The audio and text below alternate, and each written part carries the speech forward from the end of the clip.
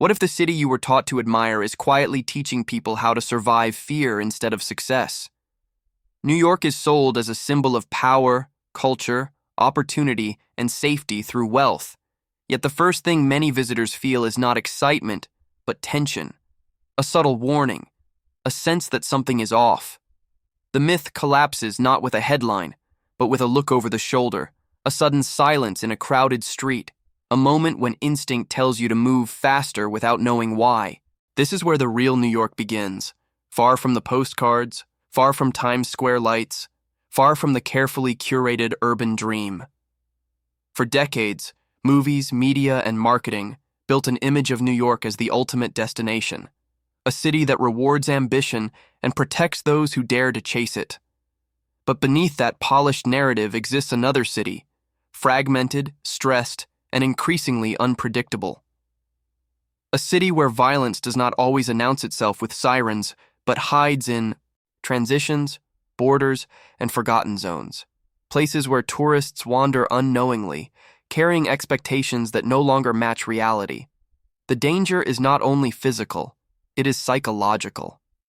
The shock comes from realizing that the rules you thought applied here no longer do.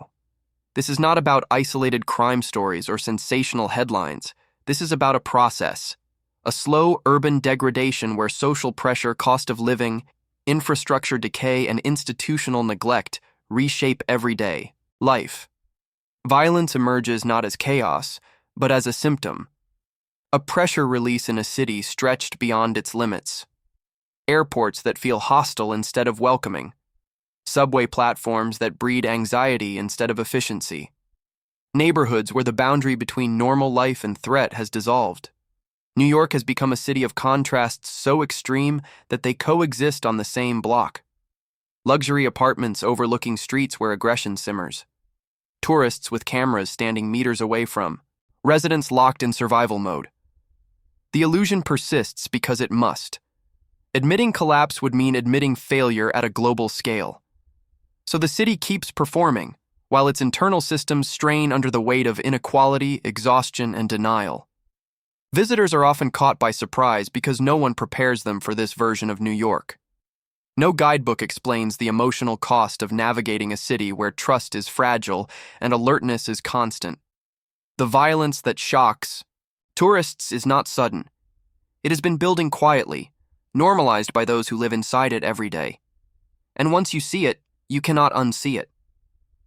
The glamour fades, replaced by a harder truth about what modern urban life has become. If this perspective already feels uncomfortable, that reaction matters. Understanding what is happening beneath the surface of cities like New York requires attention, reflection, and honesty, not just passive watching. Take a moment to engage with this conversation. Share your thoughts in the comments and tell us what surprised you most so far, or write the phrase, "The urban dream is cracking," if you recognize this pattern. Leaving a like helps this analysis reach people who are also questioning the reality behind modern urban life, and subscribing ensures you do not miss the next layers of this unfolding story. This is not about fear, it is about awareness, and awareness only grows when people choose to stay engaged. There is a version of New York most visitors never see, not because it is hidden behind gates, but because it exists outside the official narrative. These are the regions that do not appear in promotional videos, travel guides, or glossy documentaries. Places where the city feels unfinished, overstretched, and quietly hostile. Violence here is not constant explosions of chaos, but something more unsettling, a background condition. It exists in posture, in tone, in the way people avoid eye contact or grip their belongings tighter without realizing it. Urban marketing teaches visitors where to go, but it never teaches them where they are drifting into. The transition is subtle. One subway stop too far, one street that feels slightly emptier, one corner where the lighting changes, storefronts disappear, and the rhythm of the crowd breaks. These are not abandoned zones. They are inhabited spaces under pressure. Residents here live with a different set of rules, shaped by scarcity, neglect, and permanent uncertainty. Violence becomes a language of tension rather than spectacle. What makes these regions dangerous is not just crime, but invisibility. They sit in blind spots created by tourism corridors and economic concentration. Resources flow past them, not into them. Policing becomes reactive instead of preventive. Infrastructure decays slowly, signaling to everyone that maintenance is optional and attention is temporary. In this environment, small conflicts escalate faster. Stress accumulates. Patience erodes. The city stops feeling like a system and starts feeling like a series of disconnected survival zones. Visitors are especially vulnerable because they bring assumptions from the surface city. They expect consistency. They expect safety to be evenly distributed. But New York is no longer structured that way. It is a patchwork of extremes, where wealth and neglect share borders without buffers. Crossing those borders does not feel dramatic. It feels confusing. And confusion is dangerous. Tourists hesitate instead of reacting. They pause instead of moving. In a city conditioned by pressure, hesitation can draw attention. This is how violence surprises people, not through sudden outbreaks, but through misalignment between expectation and environment. Locals sense the shift instantly. They know when to change pace, when to reroute, when to disengage. Visitors do not. The city does not warn them. It assumes adaptation, and that assumption reveals something deeper. New York no longer functions for newcomers, only for those who have learned to endure it. These regions are not anomalies, they are symptoms. They show what happens when a city prioritizes image over balance, profit over cohesion. When entire neighborhoods become invisible, violence does not disappear, it concentrates. And the shock visitors feel is not because these places are new, but because the myth told them they did not exist. New York is famous for the phrase that defines it as unstoppable, but the deeper truth is more unsettling. This is a city that never rests because it cannot afford to. The constant motion is not energy, it is tension disguised as productivity. Every sound, every movement, every interaction carries an edge. Sirens blend into background noise, arguments erupt and dissolve without resolution, and crowds move fast not because they are late, but because lingering feels unsafe. What visitors interpret as intensity is, for residents, a survival rhythm, learned over time. Living here means existing in a permanent state of alert. Not panic, not fear in the cinematic sense, but something quieter and more corrosive. A low-level vigilance that never shuts off. The body adapts before the mind does. Shoulders tighten, eyes scan reflexively. Trust becomes selective and temporary.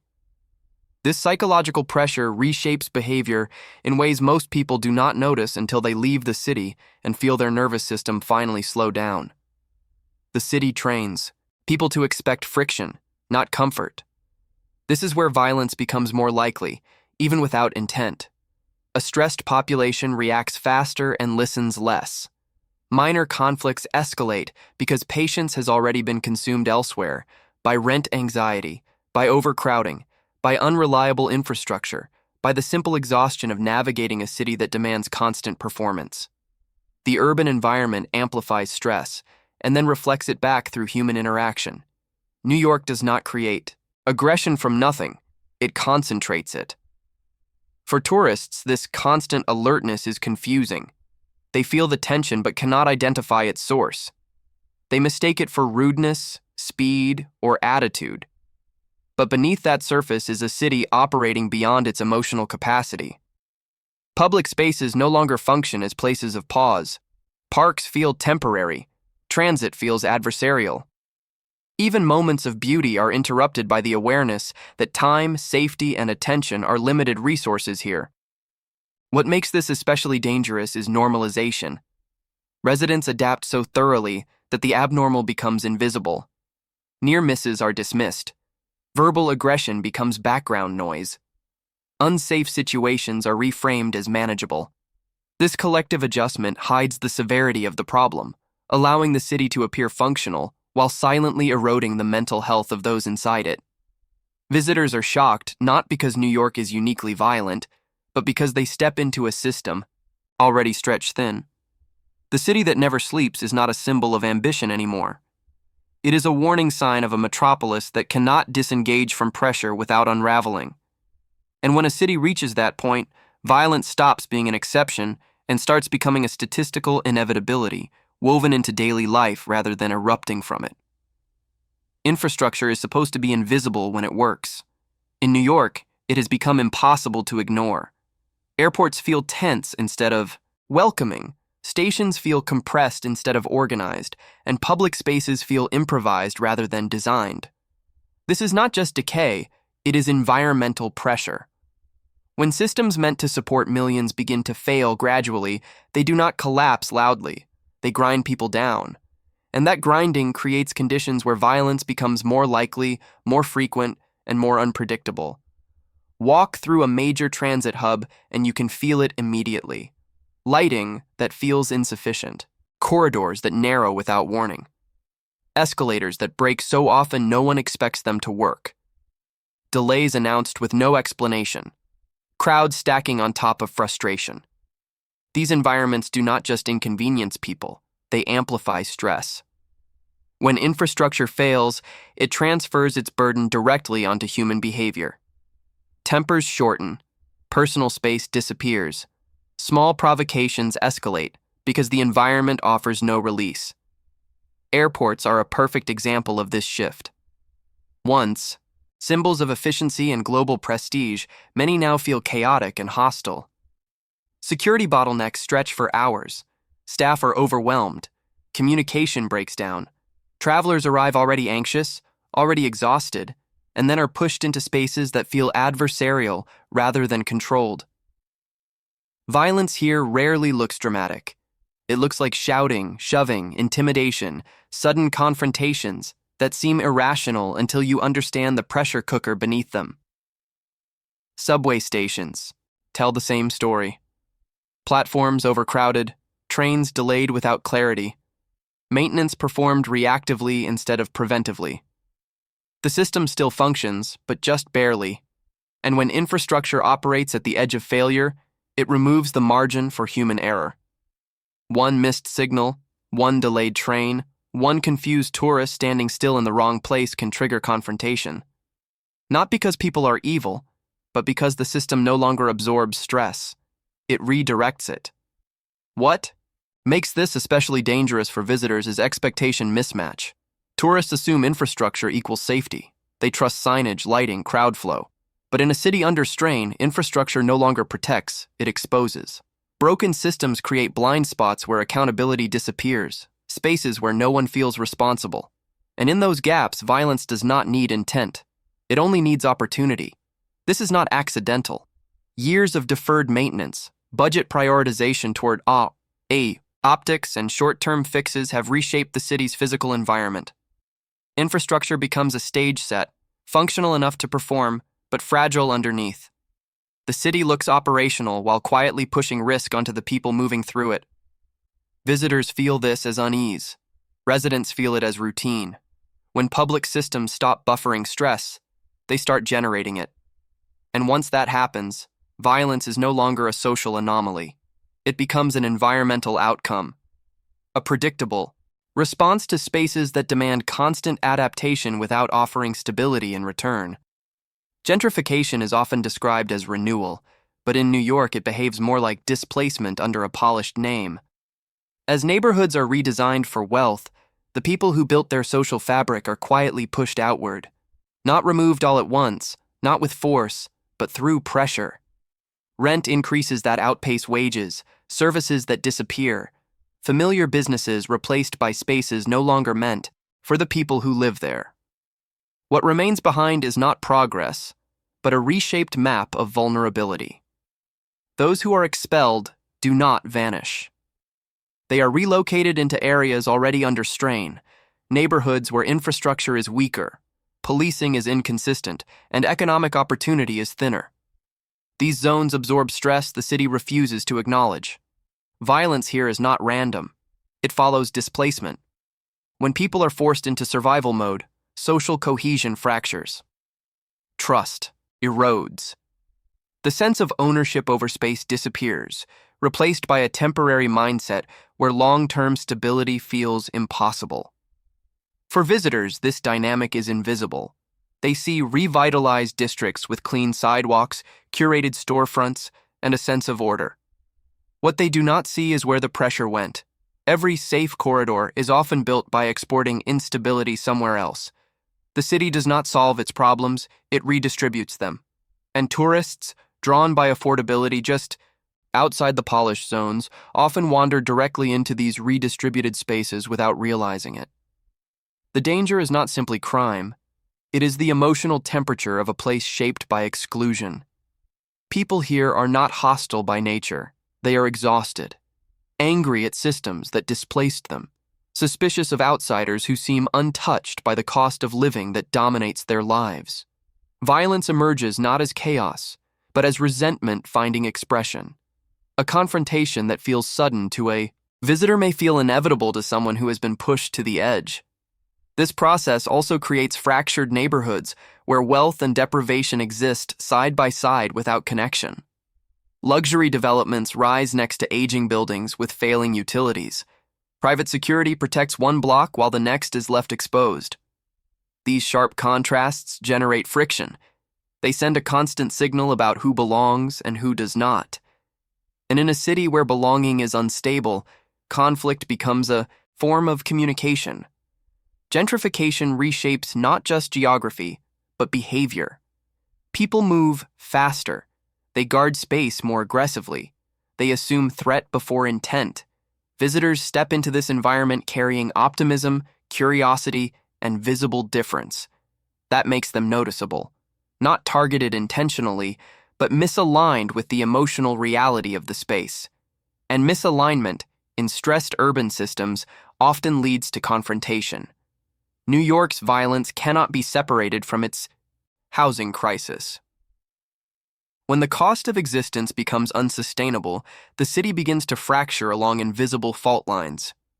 Those fault lines are where surprise happens, where tourists say they felt something shift but cannot explain why, and where the city quietly reveals that its prosperity depends on pushing instability out of sight, not resolving it. What makes New York especially dangerous is not the presence of violence, but how thoroughly it has been absorbed into daily life. When chaos repeats long enough, it stops being shocking. It becomes background. Shouting matches on platforms are ignored. Aggressive behavior on sidewalks is avoided rather than confronted. People learn which situations to mentally mute in order to function. This is how a city teaches itself to live with instability without ever addressing it. Normalization is a powerful anesthetic. When residents witness minor assaults, threats, or public breakdowns regularly, their threshold shifts. What once felt alarming becomes inconvenient. What once demanded intervention becomes something you walk around. This collective adjustment keeps the city moving, but at a cost. It hides the scale of the problem by reframing it as routine. Violence no longer registers as a warning sign. It registers as urban noise. For visitors, this is deeply disorienting. They sense something is wrong, yet no one reacts. A confrontation unfolds and commuters keep scrolling. A disturbance escalates and people step aside, without surprise. This creates a false sense of safety. Tourists assume that if locals are calm, the situation must be under control. In reality, locals are calm because they have learned when reacting makes things worse. Silence becomes a survival strategy, not approval. This is where the city becomes unpredictable. When violence is normalized, signals break down. There is no clear moment when a situation shifts from safe to dangerous. Boundaries blur. Tourists wait too long to disengage because they are reading cues that no longer mean what they think they mean. By the time they realize something is wrong, the moment to exit has already passed. Normalization also affects institutions. When incidents become frequent, response becomes selective. Systems prioritize what looks severe on paper, not what feels corrosive on the ground. This leaves a wide zone of unchecked behavior that slowly reshapes public space. Aggression becomes tolerated. Intimidation becomes expected.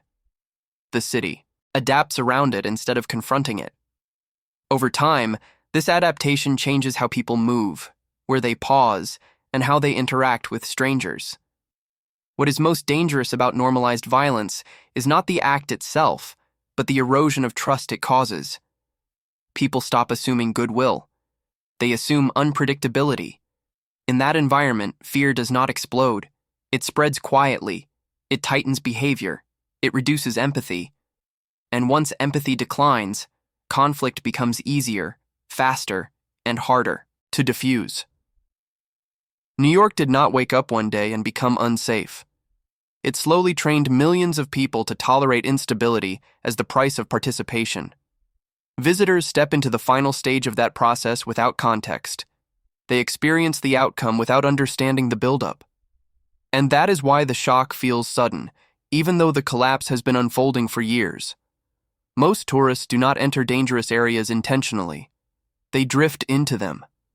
The mistake is rarely curiosity, it is trust. Trust in maps, in recommendations, in the idea that a global city must be evenly safe. In New York, that assumption fails quietly. The city changes block by block, sometimes within seconds. A lively street turns empty. A familiar brand disappears. The crowd thins. And suddenly, the environment no longer matches the expectations visitors are carrying. Timing plays a critical role. Many of the regions that surprise tourists are not always hostile. During the day, they function normally. At sea, night, pressure surfaces. Workers leave. Lighting weakens. Informal control disappears. Visitors arrive exactly when the social balance has shifted. They stand out not because they look foreign, but because they are relaxed in places that no longer tolerate relaxation. Body language becomes a signal. Awareness becomes currency. What makes these moments dangerous is not criminal intent alone, but misinterpretation. Locals read space differently. They sense when a street is no longer neutral. They change pace.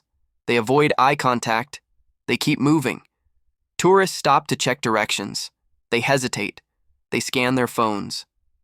In stressed urban environments, hesitation draws attention. Not always malicious, but curious, evaluative, sometimes opportunistic. The city responds faster than visitors can recalibrate. Transportation amplifies this risk. Tourists exit the subway at unfamiliar stops because they followed a cheaper route or a late-night recommendation. The station feels functional, so they assume the surrounding area is too. But stations often act as pressure valves, releasing people into neighborhoods already under strain.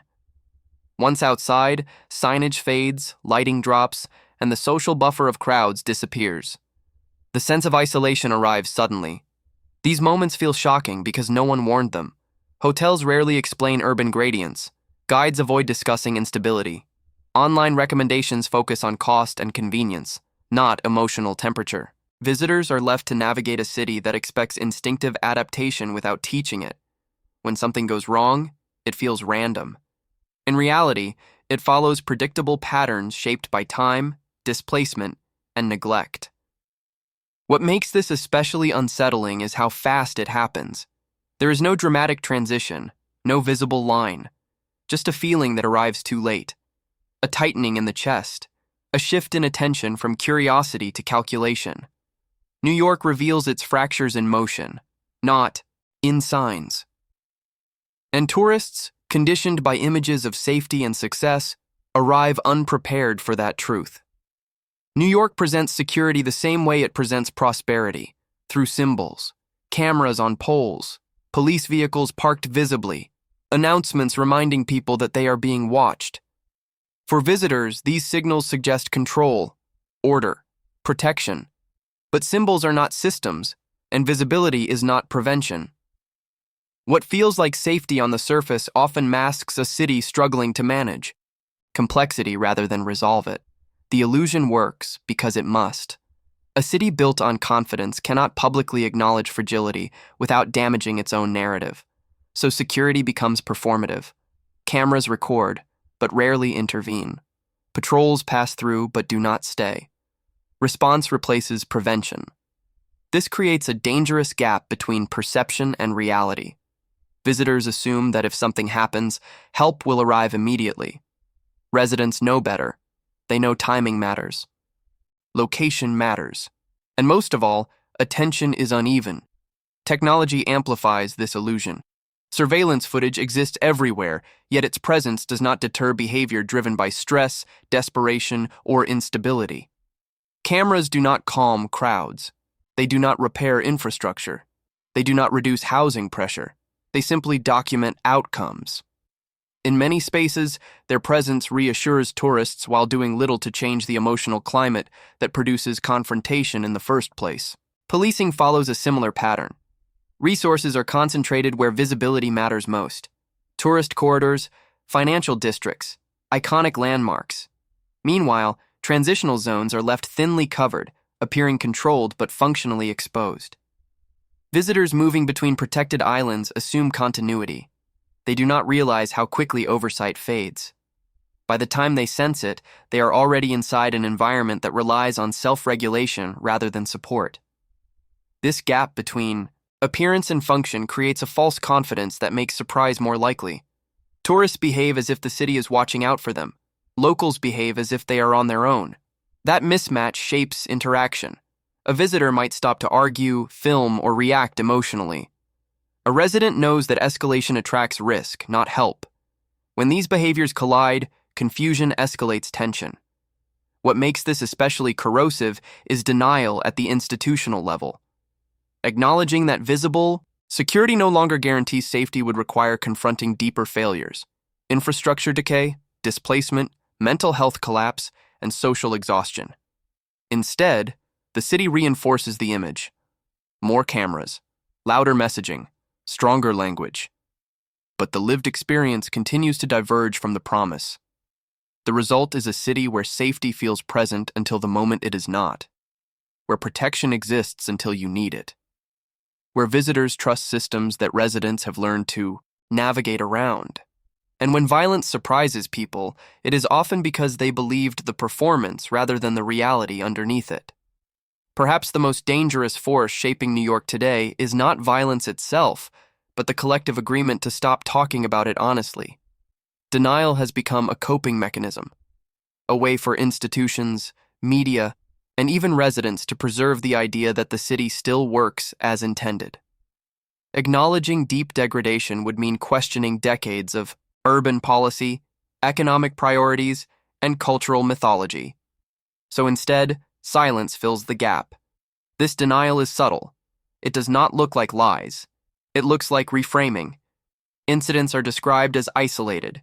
Patterns are dismissed as anomalies. Structural causes are softened into abstract language that removes urgency. Visitors consume this narrative before they arrive. They are told that danger is rare, manageable, exaggerated.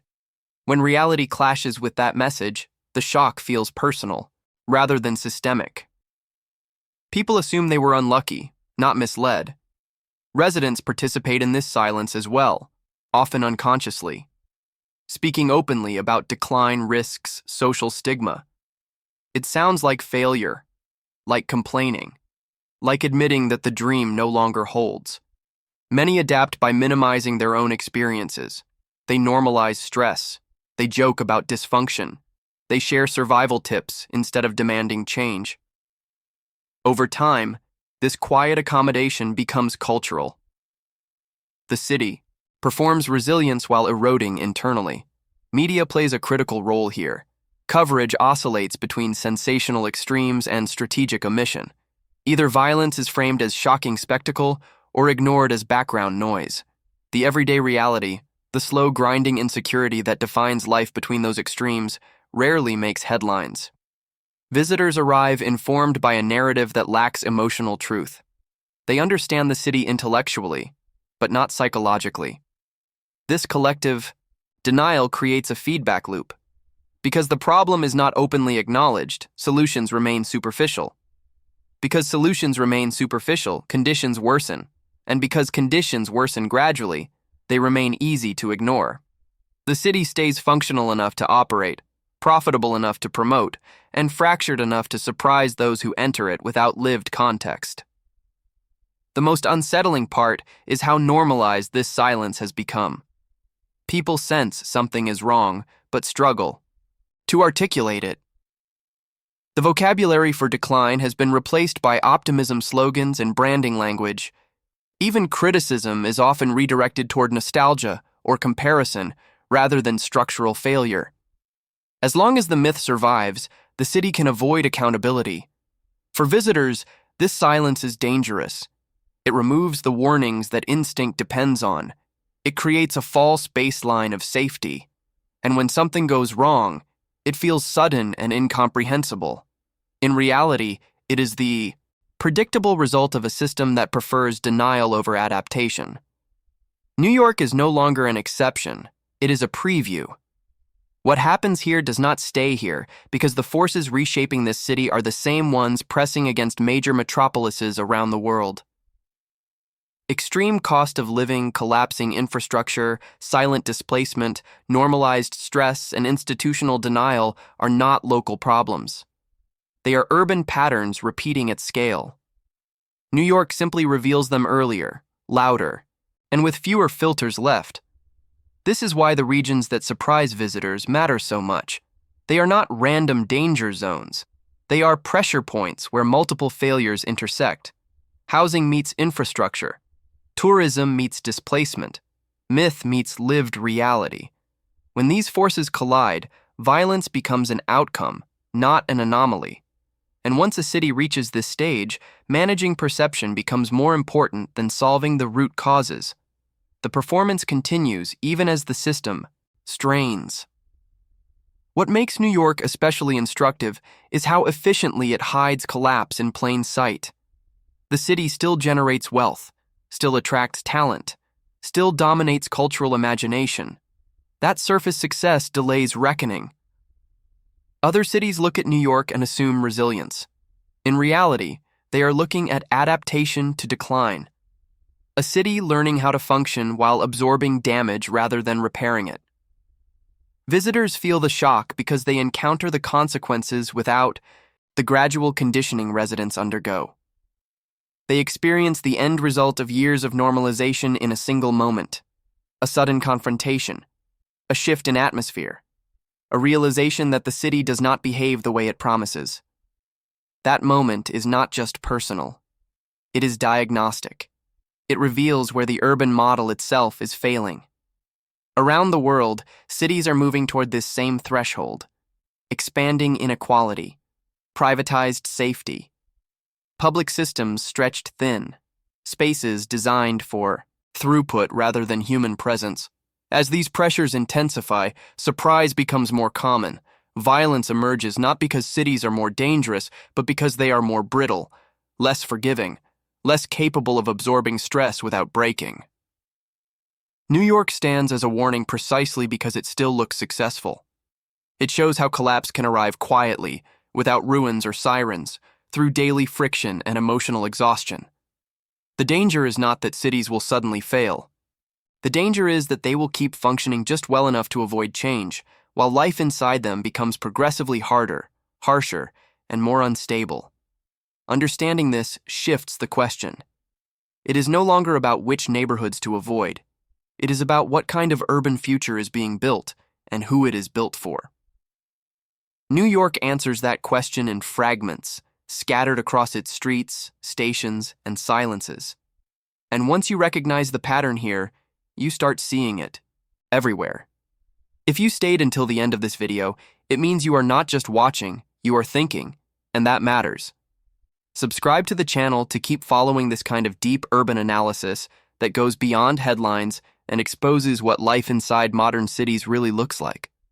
Leave a like if this perspective helped you see New York differently, because that support tells the algorithm this conversation needs to keep going. Now, go to the comments and write exactly this phrase. The urban dream is breaking. It lets others know you reached the end and understood the deeper message behind this story. And before you leave, watch the next video appearing on your screen, because it continues this analysis and connects directly to what you just uncovered about cities, collapse, and the cost of modern urban life.